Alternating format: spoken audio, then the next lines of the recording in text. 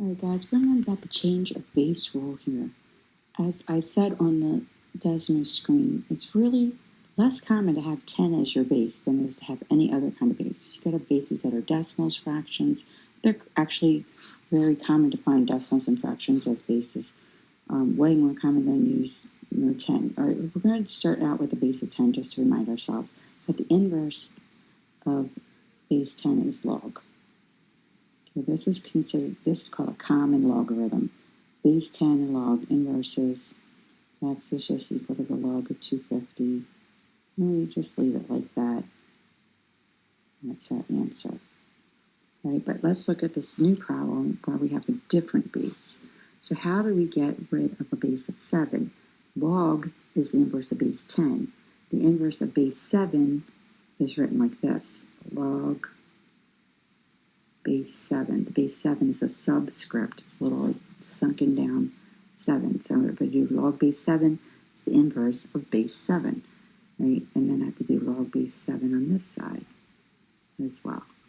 Okay, so then we get on the left side, x equals log base 7 of 250.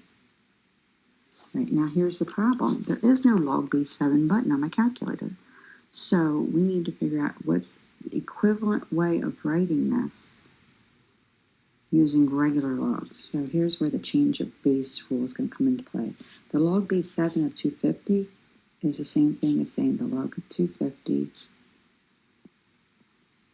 divided by the log of 7. These are equivalent, right? The logs don't cancel out or something. You can't say, oh, log over log, they cancel out.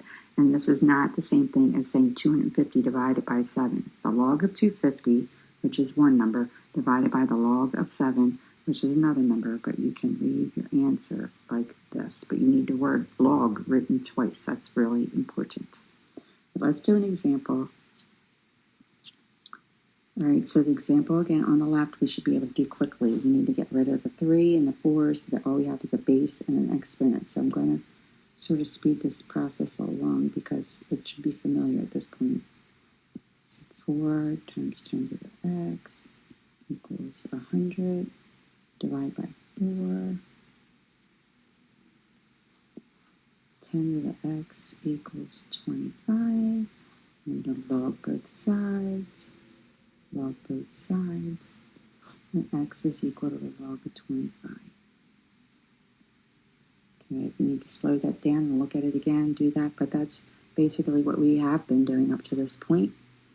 Right, now look at the new problem. The only thing that's changing is the 3 as our base. Instead of 10 being our base, we have a 3 that's base. So again, we're going to subtract a 3, we're going to divide by 4, and we should be able to get to the point where we have 3 to the x. The first two steps are exactly the same.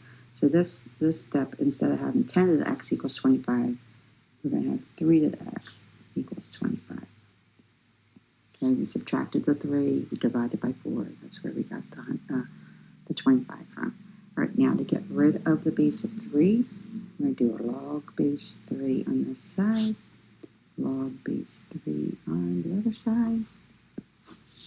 Now log base 3 and base 3 cancel each other out. They're inverses of each other. And now I have the log of 25 divided by the log of 3. It's the change of base rule, right? The log base 3 of 25 is the log of 25 divided by the log of 3. So kind of mistake that people make is like, oh, which one goes on top and which one goes on bottom? And the way that I sort of help me keep it straight is I already see that this 3 is little and low. So the 3 is going to stay low, right? The 25 is big. He's going to be on top. The 3 is low, so he goes in the denominator. And again, reminding you that we need to use the word log both times. Log of 23 divided by log of 3. It's not the same thing as log of 25 over 3. Completely different. Right, there you go.